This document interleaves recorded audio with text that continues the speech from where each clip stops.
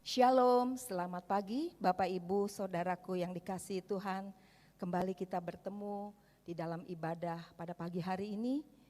Dan saya percaya Bapak Ibu yang di rumah kita senantiasa dalam perlindungan Tuhan, semua sehat. Dan pagi ini mari kita akan memuliakan nama Tuhan dengan kita datang kepada Tuhan karena kita selalu memerlukan Tuhan di dalam hidup kita. Kita akan naikkan satu pujian pada pagi hari ini. Kemanakah kami mencari kasih sejati? Kemanakah kami berseru saat badai datang menderu? Yang kami tahu hanya Kau yang mampu pulihkan segala sesuatu. Kami perlukan keajaiban-Mu, kami butuhkan sentuhan tangan-Mu. Kami tak dapat jalan sendiri, kami perlukan Tuhan. Salam saudara kasih Tuhan, haleluya. Baiklah Bapak Ibu sidang jemaat kasih Tuhan, hari ini kita bersama-sama kita akan merenungkan firman Tuhan yang hari ini kita percaya kita ditambahkan ya. Kebenaran firman Tuhan melimpah dalam hidup kita, saudaraku ya. Dalam firman Tuhan ya, orang percaya kita memahami ya bahwa Tuhan itu sebagai gembala dan umatnya sebagai domba-dombanya ya, dalam Mazmur pasal 23 ya. Lalu dikatakan Tuhan itu sebagai Bapa dan umatnya sebagai anak-anaknya ya. Dan selanjutnya hari ini kita akan tambahkan ya di dalam firman Tuhan, yaitu dalam Yohanes pasal 13 ayat 13 dikatakan, kamu menyebut aku guru dan Tuhan, katamu itu tepat, sebab memang akulah guru dan Tuhan ya. Tuhan Allah kita dikatakan sebagai guru, maha guru dari segala guru yang ada. Dan kita orang percaya umat Tuhan dikatakan sebagai murid-muridnya ya. Dan kita sebagai umat Tuhan menyadari bahwa kita ini sebagai murid Tuhan ya, di mana tugas daripada murid itu mau belajar dan mau diajar dan selanjutnya mau mengajar ya. Dikatakan dalam Ibrani pasal 5 ayat 12, sebab sekalipun kamu ditinjau dari sudut waktu, sudah seharusnya menjadi pengajar. Kamu masih perlu lagi diajar asas-asas pokok dari penyataan Allah. Dan kamu masih memerlukan susu, bukan makanan keras. Jadi saudaraku kasih Tuhan, di kemudian hari akan datang saat tiba waktunya Tuhan menghendaki melalui firman-Nya ini, kita tidak hanya menjadi murid-murid Tuhan, tetapi menjadi pengajar, menjadi guru, mengajarkan firman Tuhan kepada banyak orang ya, supaya mereka mendengar firman Tuhan yang tertulis dalam kitab Perjanjian Lama maupun Perjanjian Baru ya. Baiklah Bapak Ibu saudara sekalian, hari ini kita sebagai murid Tuhan, mari kita belajar bersama-sama di dalam kitab Perjanjian Lama ya, di dalam kitab Ayub ya. Dalam kitab Ayub ini terdiri dari 42 pasal dan ada 1070 ayat. Ya, cukup banyak Bapak Ibu ya. Dan Ayub ini hidup sejaman dengan Abraham. Dan Ayub ini dari tanah Uz di Timur Tengah, yaitu di negeri Edom. Ya, jadi Bapak Ibu kasih Tuhan, dalam kitab Ayub yang cukup banyak ini kita belajar ya materi kita di dalam kitab Ayub ini. Yang pertama ya kita dapatkan yaitu tetaplah setia beribadah kepada Tuhan. Ya. Nah, di sini Bapak Ibu kasih Tuhan saya bacakan dalam firman Tuhan. Ya. Di dalam kitab Ayub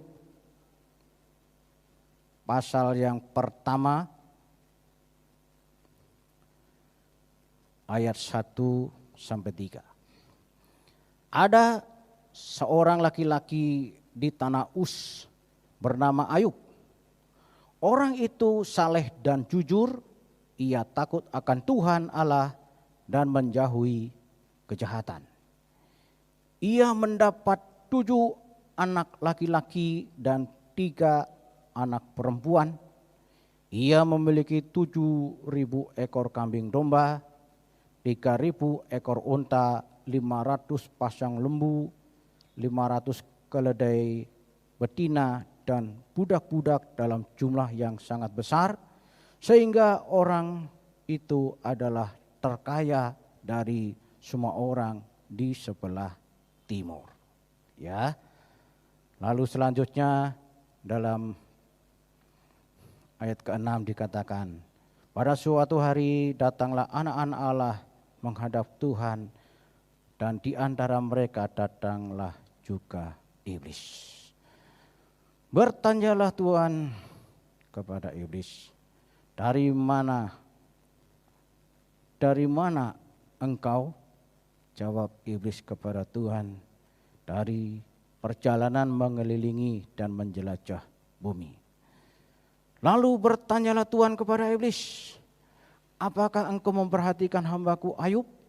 Sebab tiada seorang pun di bumi yang seperti dia, yang demikian saleh dan jujur dan takut akan Allah dan menjauhi kejahatan. Ya. Ayat 9, lalu jawab iblis kepada Tuhan, apakah dengan tidak mendapat apa-apa Ayub akan Allah? Ya, saudaraku kasih Tuhan, di sini kita melihat bahwa Ayub datang beribadah kepada Tuhan. Ya.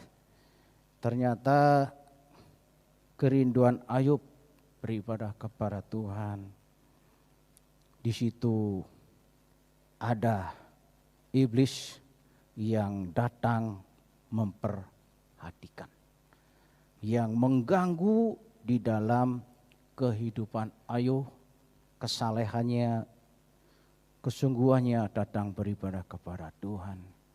Dan dia mendakwa Ayub di hadapan Tuhan. Tuhan, Ayub setia beribadah. Ayub rajin beribadah. Ayub bertekun dalam ibadah. Karena engkau berkati dengan berlimpah-limpah dengan segala ternak dan para pegawai-pegawainya yang luar biasa, sehingga menjadi orang terkaya di tanah Uz di negeri Edom. Iblis mendakwa bahwa apabila Ayub tidak memiliki berkat yang berkelimpahan seperti itu, belum tentu Tuhan. Dia akan setia, dia akan tekun, dia akan rajin, dia akan semangat beribadah kepadamu. Ya, jadi Bapak Ibu Saudara sekalian, disitulah Tuhan mengizinkan apa yang dituduhkan oleh iblis, apa yang dilakukan iblis, mendakwa bahwa Ayub itu setia beribadah, bertekun, rajin, saleh, menjauhi kejahatan, takut akan Tuhan, menghormati Tuhan karena diberkati dengan harta yang berlimpah-limpah, ya. Kambing, domba, keledai, ontanya, lembu sapinya sampai 11.500. Ya. Dan Tuhan mengizinkan Ayub, dan Tuhan ingin membuktikan bahwa Dia adalah Tuhan Allah yang Maha Tahu. Ya. Bahwa tidak ada seorang pun di muka bumi seperti Ayub. Ya. Kesalehannya takut akan Tuhan, menjauhi kejahatan, dan dia orang benar. Ya. Dan di situ Bapak Ibu kasih Tuhan, di dalam pasal 1 itu diterangkan, ya, iblis melakukan segala perkara, ya, untuk membuktikan kesalehan dan ketekunan dan iman daripada Ayub ini, ya. Kambing, domba, keledai, onta, lembu sapinya diambil oleh iblis. Ya, dengan cara mendatangkan orang-orang Kasdim, dengan cara mendatangkan orang-orang Seba, orang-orang jahat, merampas, merampok, dan mengambil ternak-ternak Ayub, dan para pegawainya dianiaya dan dimatiin. Ya, sesudah itu belum cukup, saudaraku kasih Tuhan. Iblis melakukan perbuatan yang keji, ya, bahwa anak-anak Ayub ketika dia sedang melakukan pesta di suatu rumah, ya. Ayub mempunyai 7 anak laki-laki dan 3 anak perempuan. Datanglah angin yang hebat mendatangi rumah di mana anak-anak Ayub sedang berpesta. Rumah itu roboh dan matilah 10 anak Ayub ini. Ya. Dan di sini Bapak Ibu kasih Tuhan, malapetaka yang menimpa orang percaya bernama Ayub ini, gegara dia datang beribadah kepada Tuhan. Apa yang terjadi Bapak Ibu, semua peristiwa yang menimpa Ayub ini? Dikatakan Ayub 1 ayat 20.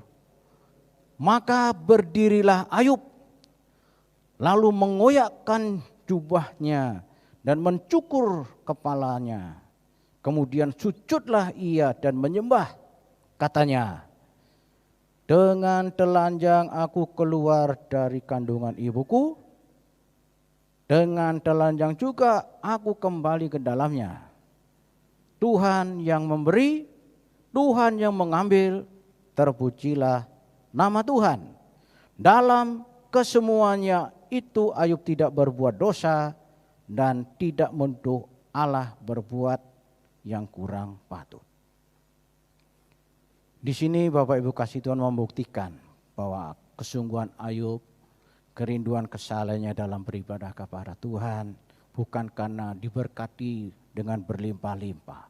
Walaupun dia tidak mempunyai harta lagi, dia tidak mempunyai anak-anak lagi, tetapi dia tetap memiliki iman yang teguh.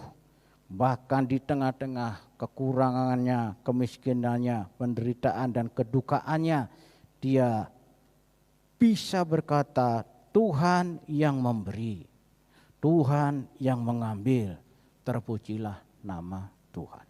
Ini adalah sesuatu yang luar biasa, saudara. Ya. Selanjutnya Bapak Ibu kasih Tuhan, di pasal yang kedua, kita belajar dari kitab Ayub ini, ternyata Ayub datang beribadah kepada Tuhan lagi, Bapak Ibu kasih Tuhan. Ya, tidak membuat semangat, tidak membuat surut, tidak melemahkan di dalam perjuangannya. Ayub datang kepada Tuhan. Ya, di pasal kedua itu diterangkan Bapak Ibu kasih Tuhan. Ayat yang pertama pasal 2. Pada suatu hari datanglah anak-anak Allah menghadap Tuhan, dan di antara mereka datang juga iblis menghadap Tuhan. Bertanyalah Tuhan kepada iblis, dari mana engkau? jawab iblis kepada Tuhan, dari perjalanan mengelilingi dan menjelajah bumi. Firman Tuhan kepada iblis, apakah engkau memperhatikan hambaku Ayub? Sebab tiada seorang pun di bumi seperti dia, yang demikian saleh dan jujur, yang takut akan Allah dan menjauhi kejahatan. Ia tetap tekun dalam kesalehannya, meskipun engkau telah membujuk aku melawan dia untuk mencelakakannya tanpa alasan. Lalu jawab iblis kepada Tuhan, kulit ganti kulit, orang akan memberikan segala yang dipujainya ganti nyawanya. Tetapi ulurkanlah tanganmu dan menjamahlah tulang dan dagingnya. Ia pasti mengutuki engkau di hadapanmu. Maka firman Tuhan kepada iblis, nah, ia dalam kuasamu, hanya sayangkan nyawanya. Ya. Ayat selanjutnya, kemudian iblis pergi dari hadapan Tuhan, lalu ditimpanya Ayub dengan parah yang busuk dari telapak kakinya sampai ke batu kepalanya dan seterusnya. Di pasal 2 Bapak Ibu diterangkan bahwa Ayub masih bertekun beribadah kepada Tuhan walaupun dalam kondisi keadaan dia tidak memiliki harta lagi. Dia tidak memiliki anak-anak lagi. Dia tidak memiliki para pegawai karyawan lagi. Ya. Ketika Ayub datang beribadah kepada Tuhan, apa yang terjadi saudaraku kasih Tuhan? Di situ iblis juga datang lagi. Iblis mendakwa lagi. Tuhan, ya Ayub bisa bertekun beribadah kepadamu ya dengan kondisi keadaan fisik tubuhnya yang sehat. Coba kalau mengalami sakit, dia akan pasti mengutuki engkau. Dia akan pasti meninggalkan engkau. Dan disitulah Tuhan, silakan. Tuduhanmu, dakwaanmu benar atau tidak, silakan dibuktikan. Tapi kamu tidak boleh untuk mengambil nyawa Ayub. Nah di situ Bapak Ibu kasih Tuhan, apa yang terjadi? Iblis mendatangkan penyakit parah. Ya sehingga dari telapak kaki sampai kepalanya itu mengalami ya rusak dagingnya, busuk. Dan teman-temannya pada datang menyaksikan 1 minggu ya tidak berupa Ayub lagi. Ini gambaran suatu penyakit yang luar biasa. Ya. Dan disitulah Bapak Ibu kasih Tuhan, kalau kita melihat di sini ya, di dalam ayat yang ke-9 Ayub pasal 2 ya. Maka berkatalah istrinya kepadanya, masih bertekunkah engkau dalam kesalehanmu? Kutukilah Allahmu dan matilah. Tetapi jawab Ayub kepadanya, engkau berbicara seperti perempuan gila. Apakah kita mau menerima yang baik dari Allah, tetapi tidak mau menerima yang buruk? Dalam kesemuanya itu Ayub tidak berbuat dosa dengan bibirnya. Ya, dikatakan pasal kedua, Ayub bertekun tetap beribadah, menjaga kerinduan hatinya kepada Tuhan, menjaga ketekunan dan kesalehannya untuk mendekatkan diri beribadah kepada Tuhan. Di tengah-tengah dia dari orang kaya raya, dia dari orang yang zaman sekarang konglomerat menjadi orang melarat, dia tetap bertekun setia beribadah kepada Tuhan. Ya, bahkan ketika iblis mendatangkan penyakit parah, Ayub mendapatkan cobaan yang hebat. Dia merasakan kesakitan luar biasa dan istrinya malah, kutukilah Allahmu dan matilah engkau. Ya, di situ pergumulan Ayub. Ya, dia menasihati istrinya, menegur istrinya, kamu seperti perempuan gila. Kamu tidak mau menerima yang buruk dan kamu hanya mau menerima yang baik-baik saja. Dan dalam kesemuanya ini Ayub dikatakan tidak berbuat dosa dengan bibirnya. Jadi Bapak Ibu Saudara sekalian, Pelajaran rohani yang pertama, poin yang pertama kita dapatkan, mari kita menjadi orang-orang percaya, yaitu kita tetap setia beribadah kepada Tuhan. Apapun yang terjadi dalam hidup kita, Bapak Ibu yang dikasihi Tuhan. Ya, Bapak Ibu kasih Tuhan, terkadang Bapak Ibu di dalam ibadah kita, ya kita menghadapi cobaan-cobaan. Ya, cobaan-cobaan itu diantaranya adalah kita kadang-kadang merasa malas, kita kadang merasa ngantuk, capek, kadang-kadang situasi keadaan hujan, atau kita sedang banyak masalah-masalah yang kita hadapi sehingga kita tidak memiliki kerinduan, tidak memiliki selera datang beribadah kepada Tuhan. Apalagi di zaman saat ini, ya, kita tidak bisa berkumpul beribadah di rumah Tuhan seperti peristiwa-peristiwa sebelum ada penyakit virus corona 19 ini. Ya, kita harus beribadah di rumah. Kita tidak bisa bertemu satu dengan yang lain. Ya, kita harus menjaga jarak 1 meter, menggunakan sanitizer, scan suhu badan dan lain sebagainya. Ya, situasi yang mengganggu di dalam pergumulan kita untuk mendekatkan diri kepada Tuhan. Belum lagi banyak masalah-masalah ekonomi dalam keluarga kita, ya, membuat kita beribadah kepada Tuhan itu seringkali kita mengalami penurunan, mengalami kegairahan, semangat rohani kita menurun. Dan itu bisa berdampak kepada iman, pengharapan kita kepada Tuhan, keyakinan kepada Tuhan menjadi pudar, menjadi lemah. Ya, makanya hari ini kita melihat contoh Bapak Ayub, orang percaya yang tetap memiliki kesetiaan beribadah kepada Tuhan, apapun masalah yang sedang dihadapinya. Itu yang pertama. Lalu yang berikutnya, yang kedua, Bapak Ibu kasih Tuhan, yaitu ada pesan yang kita dapatkan. Pasal 2 ayat 9 dan 10. Maka berkatalah istrinya kepadanya, masih bertekunkah engkau dalam kesalehanmu? Kutukilah Allahmu dan matilah.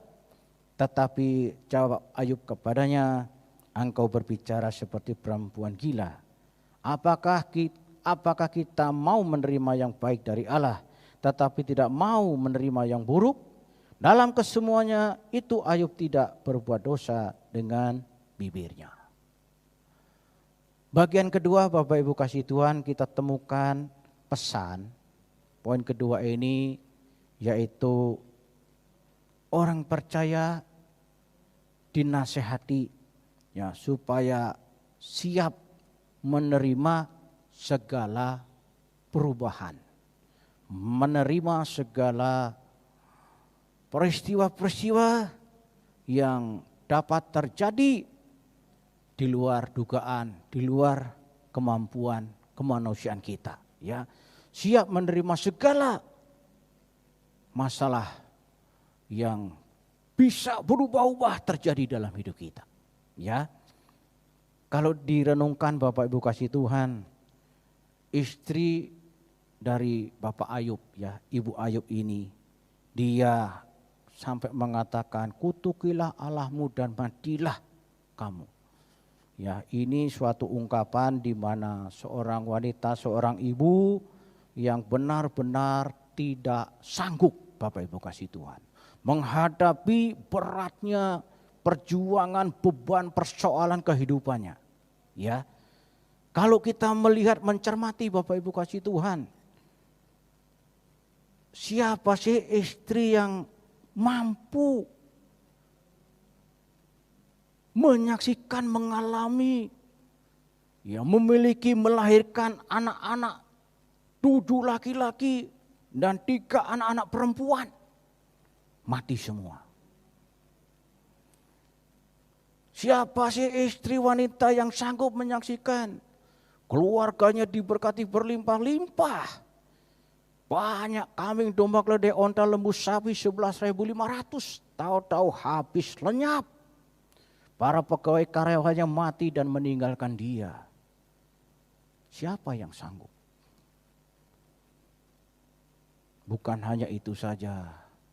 Siapa istri yang sanggup menyaksikan suaminya tiba-tiba mengalami penyakit parah yang luar biasa dari kaki sampai kepala rusak. Dan dalam hitungan minggu teman-temannya Ayub tidak bisa mengenali siapa Ayub itu. Jadi ini Bapak Ibu suatu pergumulan beban yang sangat dahsyat Bapak Ibu. Yang sedang dialami keluarga rumah tangga Ayub ini. Ya, kita jangan buru-buru menyalahkan istrinya Ayub. Kenapa kok ibu itu marah sampai seperti itu?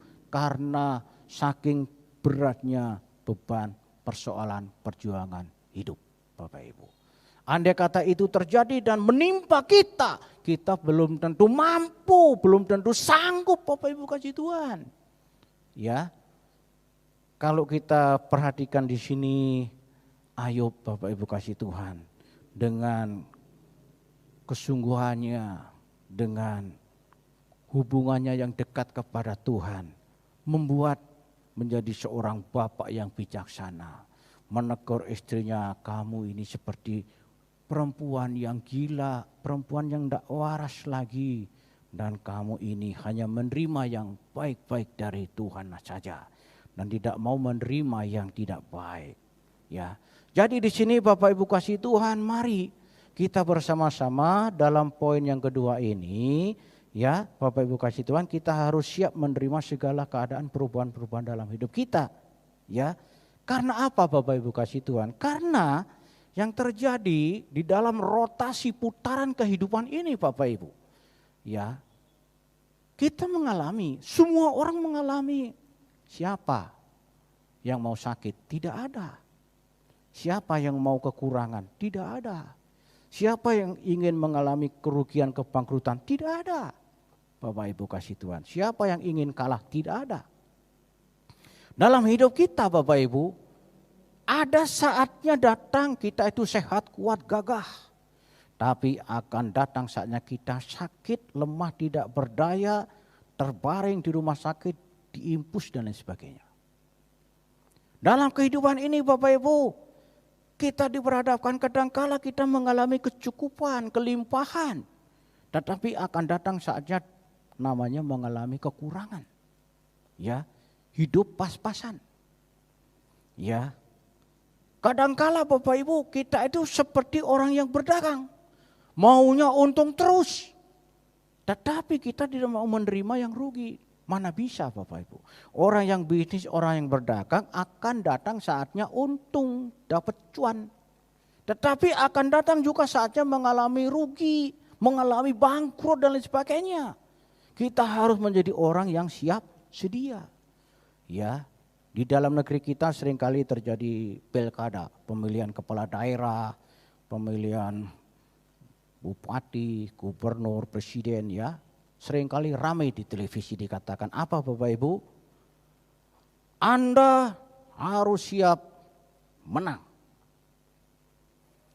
Tetapi yang kedua dikatakan Anda harus siap kalah Bapak Ibu. Ya, jadi balan, seimbang. Ya, jadi Bapak Ibu kasih Tuhan kita menyaksikan ya waktu-waktu yang lampau ada seorang yang ikut pemilihan ya. Di pilkada maupun di calon pemerintahan ketika ia gagal, tidak diterima, tidak menang, dia bisa stres ya. Dia bisa masuk rumah sakit dan diobati di rumah sakit jiwa Bapak Ibu. Karena apa? Karena dia hanya menjadi orang yang siap menang, tidak siap menghadapi kekalahan. Ya, Bapak Ibu kasih Tuhan. Makanya pesan yang kedua ini penting bagi kita. Ya, sebagai orang-orang percaya, mari kita menyiapkan diri kita di era di zaman akhir ini menjadi orang-orang percaya yang siap menghadapi segala perubahan-perubahan dalam hidup ini. Ya. Dan yang ketiga, pesan dari kitab Ayub ini Bapak Ibu kasih Tuhan, milikilah iman yang teguh. Ya. Milikilah iman yang teguh, milikilah iman yang kuat. Ya. Ayub pasal 6 ayat ke-8. Kiranya terkabul permintaanku dan Allah memberi apa yang ku harapkan. Ya. Lalu Ayub pasal 42 ayat 1 dan 2. Maka jawab Ayub kepada Tuhan, aku tahu bahwa engkau sanggup melakukan segala sesuatu dan tidak ada rencanamu yang gagal. Luar biasa Bapak Ibu. Ayub menjadi orang yang memiliki iman yang teguh. Memiliki iman pengharapan yang kuat. Bapak Ibu dikasih Tuhan. Di pasal 42 itu Ayub datang dalam debu dan abu. Dia merendahkan diri di hadapan Tuhan. Dia mengungkapkan imannya. Bahwa aku tahu engkau sanggup melakukan segala sesuatu. Dan tidak ada rencanamu yang gagal. Di tengah-tengah Bapak Ibu, tubuh jasmaninya mengalami sakit. Badannya mengalami luka dan rusak dan borokan. Di tengah-tengah istrinya sudah tidak tahu apakah masih bersama-sama dengan Ayub, apakah ia pergi minggat, tidak diterangkan dalam Alkitab. Ya, di tengah-tengah 10 anaknya mati, harta bendanya habis, para pegawainya habis, dari konglomerat menjadi melarat, tidak punya apa-apa. Tapi dia punya iman, punya pengharapan kepada Tuhan yang sangat luar biasa. Dia tetap teguh Bapak Ibu kasih Tuhan. Itulah yang pada akhirnya diperhitungkan oleh Tuhan sebagai kebenaran Bapak Ibu. Ya. Dalam Ayub pasal 42 ayat 12 sampai 17 itulah diterangkan bahwa Tuhan memperhitungkan keyakinan, pengharapan dan iman keteguhannya Ayub sebagai suatu kebenaran dan layak menerima berkat-berkat dari Tuhan. Ya. Saya bacakan Ayub 42 ayat 12 sampai 17. Tuhan memberkati Ayub dalam hidupnya yang selanjutnya lebih daripada dalam hidupnya yang dahulu. Ia mendapat 14.000 ekor kambing domba, 6.000 onta, 1.000 pasang lembu, dan 1.000 ekor keledai betina.